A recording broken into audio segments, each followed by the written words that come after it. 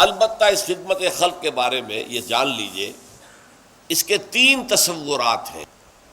ایک تو ہے بیسل یا بیسک، اور جو چیز کے مشترک ہے تمام ادیان میں، تمام مذاہب میں، پوری نوع انسانی میں۔ وہ تصور کیا ہے؟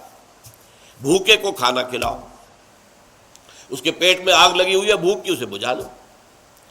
پیاسوں کے لیے پانی کا کہیں سبیل لگا دو، پیاؤ کہتے تھے ہندو، پیاؤ ہم سبیل کہتے ہیں، تاکہ مسافر گزرتا ہوا یہاں سے پانی پی لے۔ اللہ توفیق دے تو وہاں کولر لگا دے تاکہ ٹھنڈا پانی پی لے۔ یتیموں کے لیے یتیم خانے بناؤ، یتیم کی سرپرستی کرو، بیواؤں کی سرپرستی کرو، تو محتاجوں کی مدد کرو، مقروض کی مدد کرو، وغیرہ وغیرہ، اور جو بیمار ہیں ان کے معالجے کا، دوائی دارو کا بندوبست کرو۔ یہ خدمت خلق کا تصور جو ہے یہ یونیورسل ہے، پاپولر ہے، پوری دنیا میں ہے، پوری نوع انسانی میں۔ یہ کسی کے لیے ایکسکلوسیو نہیں۔ لیکن اس سے اگلا خدمت خلق کا تصور جو ہے اس کا تعلق ایمان سے ہے۔ اگر تمہیں یقین ہے کہ اصل زندگی آخرت کی زندگی ہے، اور اگر یہاں پر سیدھے راستے پر نہ چلے تو ہمیشہ ہمیشہ کے لیے جہنم میں جھونکے جانا، اگر یقین ہے تو سب سے بڑی خدمت خلق یہ ہے کہ لوگوں کو جہنم کی آگ سے بچاؤ۔ تم نے اس کے پیٹ میں جو بھوک کی آگ لگی ہوئی ہے وہ بجھا دی، اور وہ سموچا جہنم کے اندر جانے والا، اس کی تمہیں فکر ہی نہیں، پرواہ نہیں، تو تم سے بڑا تو پھر سنگ دل اور کوئی نہیں ہے، بشرطے کہ یہ تم پر منکشف ہو چکا ہو۔ اس کا تعلق ایمان کے ساتھ۔ اب یہ دیکھیے کہ حضور کی زندگی جب تک کہ وحی کا آغاز نہیں ہوا، آپ کی سیرت میں وہ پہلا خدمت خلق کا تصور جو پورا موجود تھا، بیواؤں، یتیموں کی خبر گیری اور غریبوں کو کھانا کھلانا، اس سب کی جو ہے آپ کی زندگی کے اندر وہ بدرجہ کمال وہ جو خدمت خلق موجود تھی۔ لیکن جیسے ہی وحی کا آغاز ہو گیا اور حکم آ گیا، اے نبی کھڑے ہو جاؤ، قم فانذر، خبردار کرو لوگوں کو کہ جہنم کی آگ جو ہے وہ تمہارا انتظار کر رہی ہے۔ اگر سیدھے نہیں ہوگے، اگر توحید کے راستے پر نہیں آؤ گے، اسلام اور ایمان کے راستے پر نہیں آؤ گے تو جہنم میں جاؤ گے۔ اس کے بعد آپ کی پوری زندگی اس خدمت خلق میں بسر ہوئی۔ یہی خدمت خلق ہے جو اس کے بعد اولیاء اللہ صوفیاء نے کی ہے۔ یہ کہاں آ کے بیٹھ گئے تھے؟ معین الدین اجمیری رحمۃ اللہ علیہ اجمیر میں، جو کہ راجپوتوں کی قوت کا گڑھ تھا، رائے پتھورا اس کا صدر مقام، پرتھوی راج کا، وہاں جا کے بیٹھ گیا اللہ کا بندہ۔ 90,000 انسان ان کے ہاتھ پر ایمان لایا، ذرا غور کیجیے۔ تو یہ خدمت خلق کی بہت اونچی منزل ہے، جس کے لیے قرآن میں الفاظ قوا انفسکم واہلیکم نارا، بچاؤ اپنے آپ کو بھی، اپنے اہل و عیال کو بھی آگ سے۔ وانذر عشیرتک الاقربین، اپنے قریبی رشتہ داروں کو خبردار کرو۔ تو یہ جو معاملہ ہے یہ خدمت خلق کی وہ بلند تر منزل ہے جس کا تعلق ایمان کے ساتھ ہے۔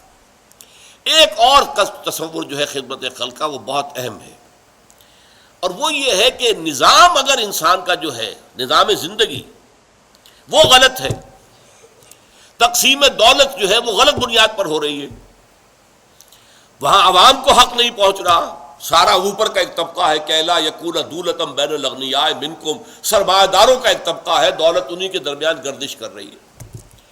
1 کروڑ پتی کی بیٹی لاکھوں کا جہیز لے کر دوسرے کروڑ پتی کے بیٹے کے ہاں پہنچ گئی، سرمایہ ادھر سے ادھر تو گیا، لیکن 1 کروڑ پتی کے ہاں سے جا کر نکل کر دوسرے کروڑ پتی کے ہاں جا کے ڈپازٹ ہو گیا۔ یہ صورتحال جو ہے یہ غلط ہے۔ اب اس صورت میں جو بھوکے ہیں، ننگے ہیں، آپ نے ذرا بڑی محنت کی، ان کو بھوکوں کو کچھ کھلا دیا، کوئی ان کے لیے لنگر کھول دیا، کوئی یہ کر دیا، ٹھیک ہے، یہ بھی اچھے کام ہیں۔ اصل یہ اس نظام کو بدلو۔ اگر ایک چکی جس سے آٹا آپ پیس رہے ہیں، ایک تو چکی ہے جس میں چاروں طرف آٹا گر رہا ہے، چاروں طرف نکل رہا ہے، چاروں طرف آٹے کا ڈھیر بن رہا ہے۔ ایک چکی ایسی ہے جو پیستی ہے لیکن ایک طرف آٹا ڈال رہی، دوسری طرف ڈالتی نہیں، ایک طرف ہیوز ہے، ایک طرف ہیو ناٹس ہے۔ تو جب تک اس چکی کو درست نہیں کرو گے، یہ چکی ہے جو غربت پیدا کر رہی ہے، یہ غلط نظام ہے جو غربت کو پیدا کر رہا ہے، پروموٹ کر رہا ہے، بڑھا رہا ہے، چڑھا رہا ہے۔ لہذا اس نظام کو بدلنا، نظام عدل و قسط کو نافذ کرنا، یہ ہے اصل میں خدمت خلق کی سب سے اونچی منزل اس دنیاوی اعتبار سے۔ اگرچہ اصل سب سے اونچی منزل جو ہے اخروی اعتبار سے وہ تو یہ ہے کہ لوگوں کو صحیح راستے کی طرف بلایا جائے۔ اسی لیے دیکھیے بہت خوبصورت شعر تھا، میں نے پچھلی مرتبہ بھی آپ کو سنایا تھا، لیکن آج وہ آپ کے سامنے واضح ہو کر آیا کہ طریقت بجز خدمت خلق نیست، بتسبیح و سجادہ و دلق نیست۔ ایک تو یہ کہ صوفیوں کا، مولویوں کا جو خاص ہوتے تھے فقیر اللہ کے نام پر کام کرنے والے، وہ ایک خاص قسم کی گدڑی پہن لیتے تھے، کندھے کے اوپر جو ہے ایک سجادہ، ایک جانماز ڈالی ہوئی ہے، ہاتھ میں تسبیح ہے۔ تو شاعر کہہ رہا ہے کہ ان تین چیزوں سے طریقت نہیں بنتی۔ طریقت تو ہے لوگوں کی خدمت، اور خدمت سے مراد کیا؟ خدمت سے مراد وہ بھی ہوتی تھی جہاں پر بھی بیٹھے ہوتے تھے اللہ کے بندے، ایسا وقت بھی آتا تھا کہ ان کے اپنے پاس کھانے کو کچھ نہیں ہوتا تھا تو کسی اور کو کیا کھلائیں گے۔ بابا فرید شکر گنج رحمۃ اللہ علیہ، پاک پٹن والے، ان پر وہ وقت بھی تھا ابتدا میں کہ سوائے پانی میں تھوڑا سا نمک ڈال کر اس سے روٹی کھا لینا، اس کے سوا کچھ نہیں تھا۔ پھر آپ کی طرف لوگوں کا رجوع ہوا، جسے پھر فتوحات کہتے ہیں، تصوف کی اصطلاح میں پھر فتوحات ہے۔ اب لوگوں کا رجوع ہے، وہ لا کے پیش کر رہے ہیں، گندم آ رہی ہے، یہ آ رہا ہے، چاول آ رہے ہیں، لوگ آ کر نذرانے دے رہے، تو لنگر کھل گیا۔ اب لنگر ہے، اب غریب آئے کھائے، وہ لنگر کھل گیا۔ انہوں نے کوئی اپنی جائیداد نہیں بنائی اس سے، انہوں نے یہ نہیں کیا کہ جو کچھ آ رہا ہے وہ سارا سامان بیچ کے اجناس تو اپنا کوئی محل کھڑا کر لے، معاذ اللہ ثم معاذ اللہ، انہیں دنیا سے کوئی طلب تھی نہیں، لنگر کھل گیا، غریب کھا رہے آ رہے۔ لیکن یہ کہ ان کی زندگی کا اصل کام کیا ہے؟